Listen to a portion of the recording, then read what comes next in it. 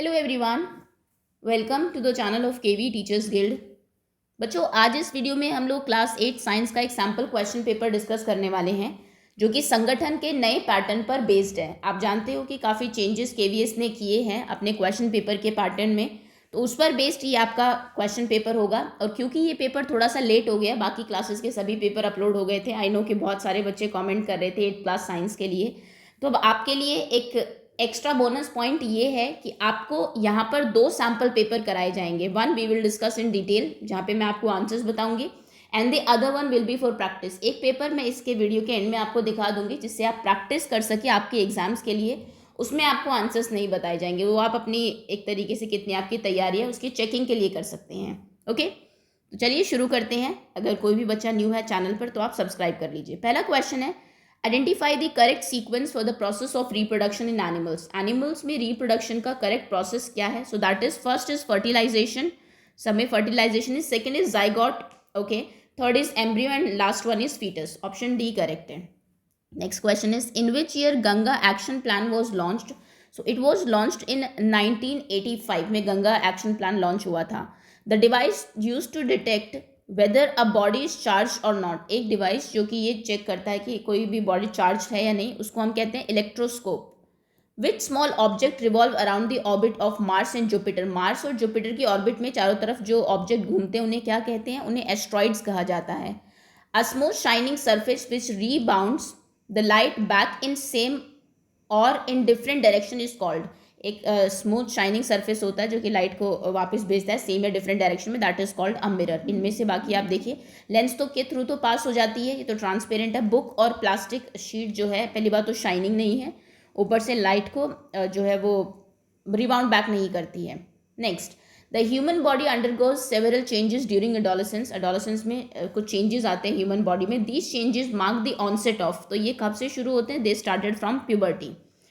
Next, Adam's apple is, Adam's apple is enlarged larynx। Option यहाँ पर A correct होगा। In human the development of fertilised eggs takes place in. Human में fertilised egg जो है वो develop कहाँ पर होता है? It is developed in oviduct. Option B correct है। A pendulum oscillates 20 times in 4 seconds, find its time period. 4 second में 20 बार ऑसिलेट करता है तो टाइम पीरियड क्या हो जाएगा? That will be 4 divided by 20। Divide नहीं होगा तो पहले डेसिमल लगाएंगे, ये 40 हो जाएगा। डेसिमल लगते ही 22 आर 40, यानी कि 0.2 सेकेंड्स। ऑप्शन आपका सी करेक्ट होगा यहाँ पर। Pitch of sound is determined by, sound की जो पिच है वो किससे डिटरमाइन आप करते हैं? फ्रीक्वेंसी से। The hearing range of human ears that is 20 hertz to 20,000 hertz. Option A correct है। Which of the following is not used for electroplating metal article. Metal article की इलेक्ट्रोप्लेटिंग के लिए कौन सी चीज़ यूज नहीं की जाती है? सो निकल ऑब्वियसली सिल्वर से भी होती है, क्रोमियम की भी प्लेटिंग होती है। आप देखिए सोडियम, सोडियम जैसे कि NaCl आपका, सोडियम इससे प्लेटिंग नहीं होती, तो ऑप्शन आपका यहाँ पर डी करेक्ट होगा। Which electrode are immersed in water and when electrodes are immersed in water and electricity passed, the bubbles formed on the positive terminal is actually dash gas। जब आप किसी इलेक्ट्रोड को पानी में इमर्स करते हैं, डुबोते हैं और इलेक्ट्रिसिटी पास कराते हैं, तो जिसके पॉजिटिव टर्मिनल पर जो बबल्स आते हैं वो किस गैस की होते हैं? That is of oxygen. C, पानी में आप जानते हैं ऑक्सीजन होती है, C H2O। Next, when two bodies are rubbed against each other they acquire. जब दो बॉडीज को आप रब करते हैं तो वो क्या एक्वायर करते हैं? इक्वल और unlike charges. The power of earthquake is expressed on the scale. ये तो आप बहुत पहले से पढ़ते आ रहे हैं। किस स्केल पर उसको किया जाता है? रिक्टर स्केल पर। Next, in the retina of eye the area having no sensory cell is called. जहाँ पर सेंसेस नहीं होती रेटिना में उसे क्या कहते हैं? That is called iris. Next, the amount of light entering in I is controlled by. कितनी लाइट एंटर करेगी वो आपकी आंख में, वो क्या कंट्रोल करता है? So that is iris. Option आपका सी करेक्ट होगा। वो जो है आइरिस जो आइस की वो बड़ी हो जाती है जब लाइट कम हो, ताकि ज़्यादा एंटर कर सके, और जब आप धूप में जाते हैं तो वो एकदम से छोटी हो जाती है। नेक्स्ट, और इसमें 1 सेकेंड रुकिए, तो उसमें सेंसेस कैसे नहीं है? उसमें तो डेफिनेटली है। इसका आंसर ब्लाइंड स्पॉट है, माफ़ करिएगा, ऑप्शन बी करेक्ट है आपका। 16 का ब्लाइंड स्पॉट होता है रेटिना में, जो कि इसमें कोई सेंसेस नहीं होते।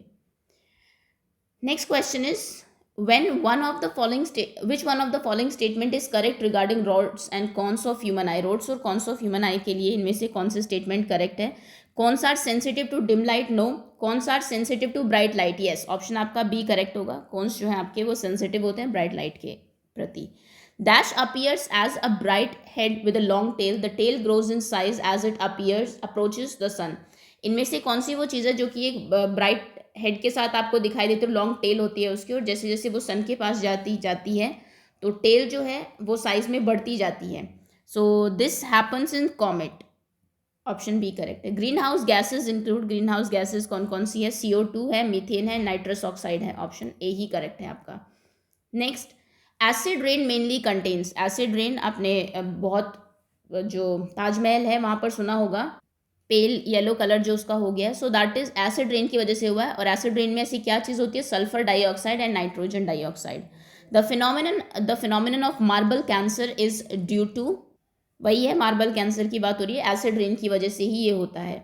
Rainbow is natural phenomena showing. Rainbow जो है वो क्या चीज़ शो करता है? वो डिस्पर्सन ऑफ लाइट को शो करता है. ऑप्शन सी करेक्ट है. Dash was first Indian satellite.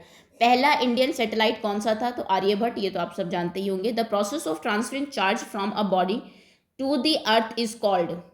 Charge जब चार्ज बॉडी से अर्थ में ट्रांसफर हो जाता है उसको अर्थिंग कहा जाता है. D option is correct. Okay, तो ये 25 आपके मल्टीपल चॉइस क्वेश्चंस हैं.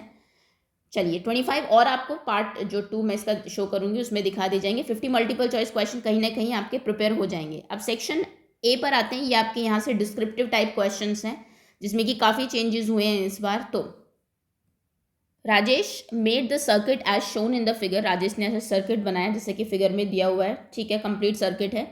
ही wanted to observe what happen when an electric current is pass through water. वो देखना चाहता है कि क्या होगा अगर आप इलेक्ट्रिक करंट को पास कराते हैं पानी से. But he forgot to add a few drops of lemon juice. लेकिन वो लेमन जूस इसमें डालना भूल जाता है. Will it make any difference to his observation. क्या दोनों केसेस में उसकी ऑब्जर्वेशन में कोई डिफरेंस होगा? तो देखिए जो करंट है वो फ्लो करेगा in both the cases. The current will flow in both cases. लेकिन जब आप लेमन जूस ऐड कर देते हैं उससे करंट का फ्लो थोड़ा सा ईजी हो जाता है. But adding of lemon juice makes easy the current to flow. तो आप लिखेंगे adding a few drops of lemon juice in water will increase. ये इंक्रीज कर देगा the conductivity of the solution. Okay, of solution जो पहले बताया वो भी लिख सकते हैं. सो बढ़ाएगा, लेकिन ऐसा नहीं है कि अभी भी करंट फ्लो नहीं हो रहा है. विदाउट लेमन जूस भी वाटर जो है वो गुड कंडक्टर है. Next is give two difference between internal and external fertilisation. 2 differences बताने हैं. आई थिंक 2 मार्क का ही क्वेश्चन, 2 मार्क के ही क्वेश्चन हैं ये सारे. तो इंटरनल फर्टिलाइजेशन की अगर बात करें तो this takes place inside the female body and ये होता है outside.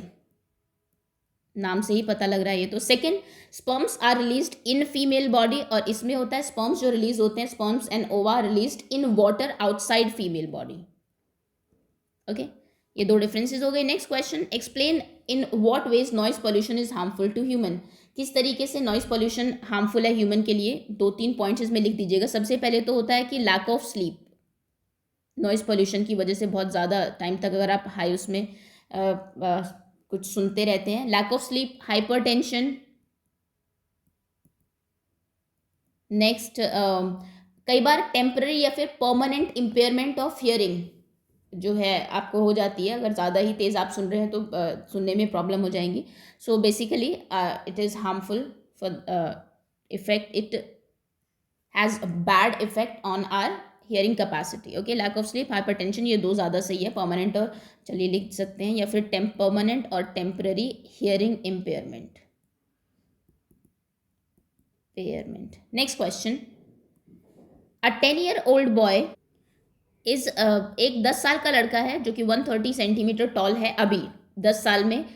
If the present height of the boy 78% of full body. Present height जो है वो फुल हाइट का 78% है. Calculate the full height by which the boy will eventually reach the end of the growth period. growth period के and में उसकी height कितनी होगी? सो फुल हाइट फॉर्मूला होता है आपका full height equals to present height centimetres में लिखनी है, अपॉन में परसेंटेज ऑफ फुल हाइट जो कि 78% दिया हुआ है, इंटू 100. तो यानी कि ये हो जाएगा आपका 130/78 × 100. इसको थोड़ा सा आप सॉल्व करेंगे तो यू विल गेट 166.67 सेंटीमीटर। जब तक बच्चा पूरा ग्रो होगा अप्रॉक्स इतनी उसकी हाइट हो जाएगी। चलिए अब आते हैं सेक्शन बी, 4 मार्क के क्वेश्चन है। First, explain how does lighting conductor protect a building from getting struck by lighting. Lightning conductors जो लगाए जाते हैं वो किस तरीके से हेल्प करते हैं आपकी बिल्डिंग की लाइटनिंग, जो बिजली गिरती है कई बार, उससे आप बचाने के लिए। क्योंकि ये 4 मार्क के क्वेश्चन है, आपको थोड़ा डिटेल में लिखना होगा। मैं कई बार बोल देती हूँ, आपको समझ में नहीं आता। इसके आंसर्स मैं आपको दिखा देती हूँ कि क्या कैसे आप लिखेंगे। So the device which is used to protect a tall building of the effect of lightning is called a lightning conductor. A metallic rod is installed in the wall of the building during its construction, and one end of the rod is kept out in the air, and the other end of the rod fixed in the ground. Okay, तो एक जो end है वो ground में fix किया जाता है, एक ऊपर तक हवा में दिखना चाहिए, ऐसे लगाया जाता है। और इससे क्या होगा, इफ़ एवर, अगर कभी भी मान लीजिए लाइटनिंग अफेक्ट करती है, आपके जो बिल्डिंग है उस पर गिर जाती है, बिजली गिर जाती है, तो क्या होगा, it will flow harmlessly to the earth through the metal rod. वो मेटल रोड से होके जो है वो उस पर, ये बेंजामिन फ्रैंकलिन का जो वो है, आपने पढ़ा होगा होपफुली, उसके उस पर ही डेवलप किया गया है। तो उससे होकर वो आपकी अर्थ के अंदर चली जाएगी जो लाइटिंग, और आपकी बिल्डिंग अफेक्ट नहीं होगी। Okay, next question. Sometimes a crackling sound is heard while taking off a sweater during winters. Winters में जब आप स्वेटर को टेक ऑफ करते हैं कई बार एक क्रैकलिंग की साउंड आती है। एक्सप्लेन करिए कि ऐसा क्यों होता है। So the crackling sound is heard while taking off the sweater during winters is due to rubbing of two objects. जब आप दो ऑब्जेक्ट्स रब होते हैं आपस में तो आते हैं, और कौन से दो ऑब्जेक्ट्स हैं वो, आपकी बॉडी और वुल। जो रबिंग है वो एक स्टैटिक चार्ज प्रोड्यूस करती है लाइटिंग का, and the spark in are clothes that produce crackling sound. जो स्पार्क होता है उससे क्रैकलिंग साउंड आती है। Next question, what is sex hormones and why does they name so, state their functions. Sex hormones क्या है, उनका नाम ये क्यों रखा गया है, और उनके दो फंक्शंस आपको बताने हैं। पहले तो क्या है, the hormones which are responsible for male and female secondary sexual characteristics are called sex hormones. Second, ऐसा क्यों कहा गया, because they control the sexual activities and help us to distinguish boys from girls. Boys and girls को distinguish करते हैं इसीलिए। अब function की अगर बात करें तो बॉयज़ में they control formation of sperms and growth of facial hair, girls में they develop breasts and control the menstrual cycle etcetera. ये मैंने सिर्फ आपको थोड़े बहुत छोटे उसमें आंसर बताएं, आप चाहे तो जितना इनको एक्सप्लेन कर सकते हैं as per your knowledge. Okay, चलिए आगे आते हैं। सेक्शन सी है अब आपका ईच क्वेश्चन। अब ये 5 मार्क के क्वेश्चन है। Carefully observe the diagram given below and answer the question. Okay, ये आई का डायग्राम आपको दिया। Label the given points A B C D E F in the diagram. A B C D E F जो लिखे हुए हैं, कुछ आपको नाम दिए हुए हैं, जैसे ये रेटिना बताया हुआ है। पिक्चर वैसे क्लियर नहीं है, होपफुली आपको थोड़ा समझ में आ रहा हो। सबसे पहले ए, यहाँ पर ये पार्ट हटा के ए लिखा हुआ है, so this is iris. B, ये जो स्पेस है बीच में, this is pupil. C, this is cornea. D, this is ciliary muscles. And next, where is E? E ये रहा, ये है optic nerves. And last F, ये तो आप सब जानते हैं, लेंस।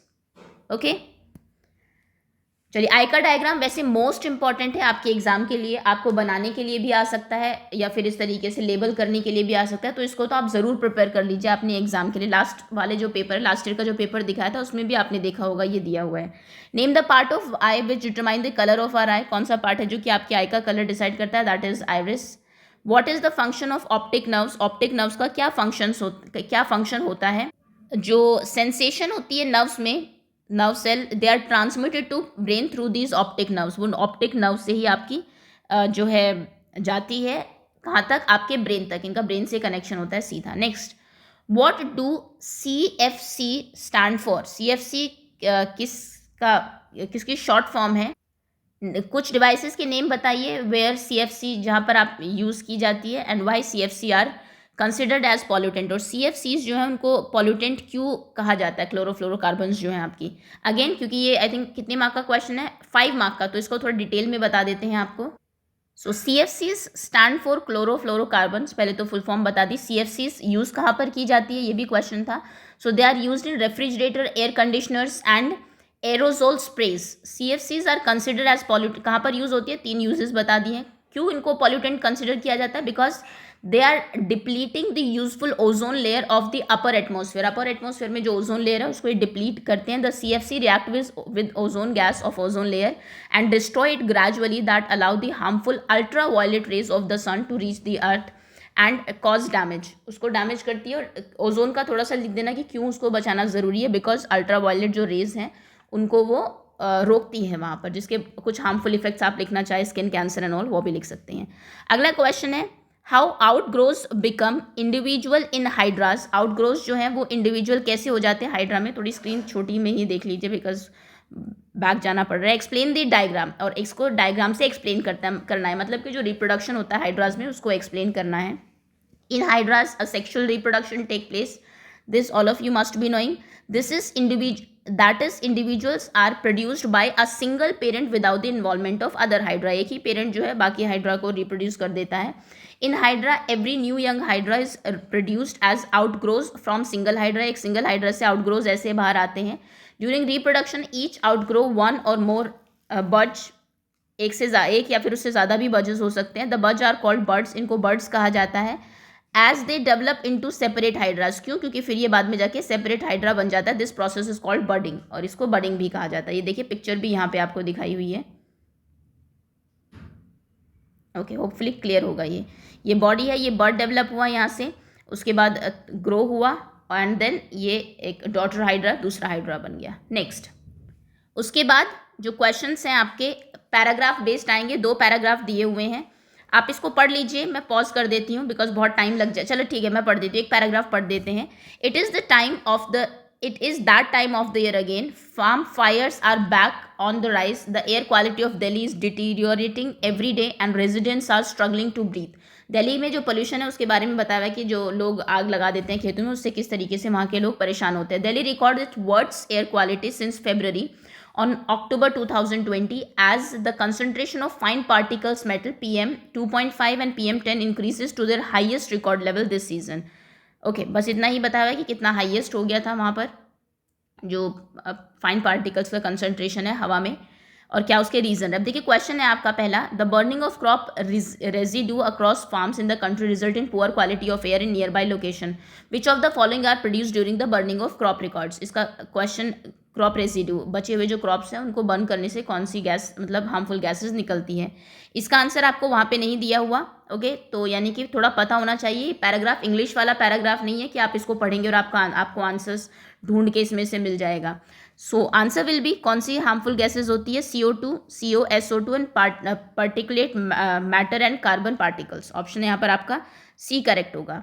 दूसरा क्वेश्चन है, the impacts of crop residue burning are immediate as well as long run. ठीक है, लॉन्ग रन तक भी रह सकते हैं। Beside the increase in air pollution resulting respiratory problem, which one of the following according to you are immediate noticeable aspects. आपके हिसाब से और कौन कौन से नोटिसेबल एस्पेक्ट्स इसमें हो सकते हैं, that is ozone layer depletion. Option B correct है। Next, the burning of crop residue produce lot of carbon particles, what happen to these carbon particles that are release in air. क्या होता है इनका जब ये एयर में release होते हैं। So carbon particle settle in surrounding trees या फिर सॉइल या फिर ट्रीज के ऊपर वो सेटल डाउन हो जाते हैं कुछ टाइम के बाद। पैराग्राफ 2 है मसल्स के बारे में, इसको आप रीड कर लीजिए, मैं दिखा देती हूँ, पॉज कर लीजिए और अपने आप पढ़ लीजिए, मैं आपको आंसर्स बता देती हूँ डायरेक्ट। क्वेश्चन है आपका, unstriated muscles are present in which of the following organs. इनमें से किस ऑर्गन्स में अनस्टारिएटेड मसल्स होती है, that is wall of intestine. Next is multi nucleate muscles are, multi nucleate muscles जो है वो स्केलेटन मसल्स होती हैं। ऑप्शन ए करेक्ट है। ओके, तो ये आपका क्वेश्चन पेपर फिनिश होता है। होपफुली थोड़ा सा आइडिया ज़रूर हो गया होगा आपको। अब मैं आपको एक और क्वेश्चन पेपर दिखा देती हूँ जिसके, जैसा कि मैंने कहा था, मैं आंसर्स नहीं बताऊंगी, सैम्पल क्वेश्चन पेपर है, वो भी सेम इसी पर based. You have to find the answers yourself, अपने आप को क्रॉस चेक कर लीजिए। ये देखिए, ये है second sample paper. Animals that produce young ones are called, the period of maturity of reproductive organ is called, the Taj Mahal is being affected। ये इसके ऊपर क्वेश्चंस काफ़ी आ रहे हैं, उसमें भी हमने देखा 2 पूछे गए थे। Tadpole is developing stage of all human beings have dash pair of chromosome in nuclei of the cell। देख लीजिए सभी क्वेश्चंस को, पॉज कर देती हूँ, चलो मैं आप भी पॉज करके आंसर्स फाइंड करने की कोशिश करिए। देखिए कि आपको कितने आंसर्स इनमें से आते हैं। 10 कहने का मतलब है 50 मल्टीपल चॉइस क्वेश्चंस तो आपके इसी में ही कवर हो गए हैं।